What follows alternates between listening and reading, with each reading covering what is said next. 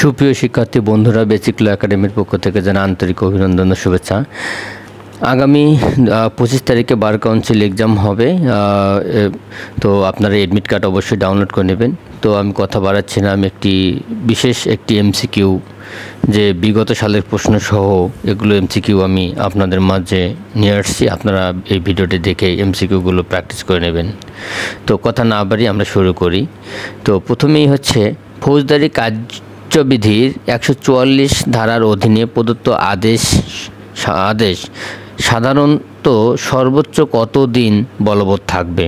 তাহলে সঠিক উত্তর হচ্ছে 2 মাস। আচ্ছা, নিম্নের নাম্বার 2, নিম্নোক্ত কোন পরিস্থিতি থেকে শান্তি ভঙ্গের আশঙ্কা থাকলে ফৌজদারি কার্যবিধির 145 ধারার ক্ষমতা প্রয়োগ করা যাবে? তাহলে সঠিক উত্তর হচ্ছে জমির দখলজনিত বিরোধ। এটা 2012 সালে অ্যাডভোকেসি পরীক্ষায় এসেছিল। তো এখন আমরা যে বিষয়টা দেখব যে কে 144 ধারা জারি করতে পারে? জেলা ম্যাজিস্ট্রেট, ক্ষমতাপ্রাপ্ত নির্বাহী ম্যাজিস্ট্রেট, তারপর হচ্ছে জেলা জজ, এবং ক ও খ উভয়ই। তাহলে আমরা জানি যে 144 ধারা আদেশ জারি করতে পারেন জেলা ম্যাজিস্ট্রেট এবং ক্ষমতাপ্রাপ্ত নির্বাহী ম্যাজিস্ট্রেট। তাহলে উত্তর হচ্ছে ঘ। এবং আরেকটি কোশ্চেন বলি, 144 ধারার বিধানসমূহ কোন এলাকায় প্রযোজ্য নয়? আচ্ছা, 144 ধারা কোন এলাকায় প্রযোজ্য নয়? আমরা জানি একটা মেট্রোপলিটন এলাকা, একটা মেট্রোপলিটন এলাকার বাহিরে। তো মেট্রোপলিটন এলাকায় 144 ধারা জারি করা যায় না। তাহলে সঠিক উত্তর হচ্ছে মেট্রোপলিটন এলাকাতে 144 ধারা জারি করা যায় না।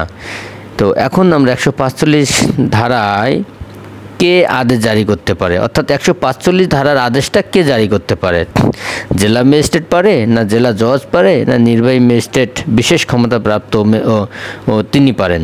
তাহলে সঠিক উত্তর হচ্ছে জেলা ম্যাজিস্ট্রেট পারেন এবং নির্বাহী ম্যাজিস্ট্রেট বিশেষভাবে ক্ষমতাপ্রাপ্ত তিনিও পারেন। তাহলে সঠিক উত্তর হচ্ছে ঘ।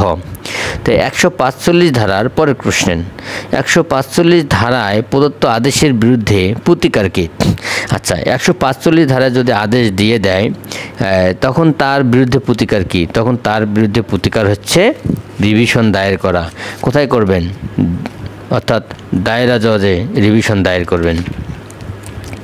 আচ্ছা, এখন আমরা পরের কোশ্চেনে যাব।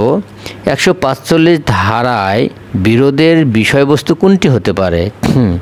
আমরা জানি যে স্থাবর সম্পত্তি, জল, জলাশয়, এই বিষয়গুলো নিয়ে বা হাট বাজার এলাকায় যদি হয় তখন কিন্তু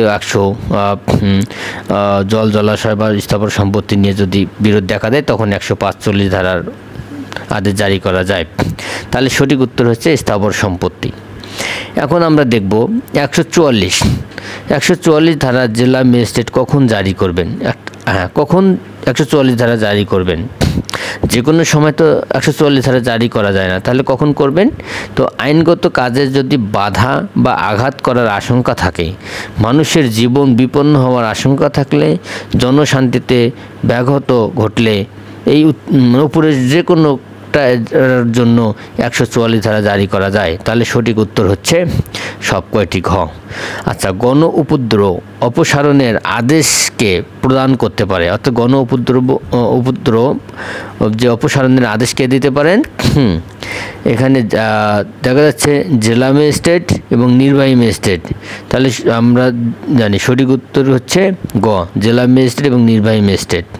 এবং আরেকটি কোশ্চেন দেখবি, ফৌজদারি কার্যবিধির কত ধারায় গণ উপদ্রব বিষয়টি বর্ধিত আছে?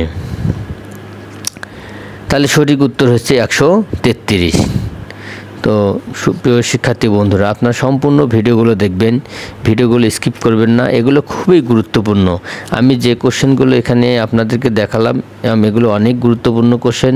এখানে বিগত সালেরও কিছু কোশ্চেন আছে। আর ইদানিং আমি এই যে ভিডিওগুলো দিচ্ছি সেগুলো এমন কিছু কোশ্চেন যেগুলো আসার মতো, সেগুলো নিয়ে আলোচনা করছি। আপনারা সম্পূর্ণ ভিডিওগুলো দেখে আপনারা এই এমসিকিউগুলো দেখবেন। ধন্যবাদ।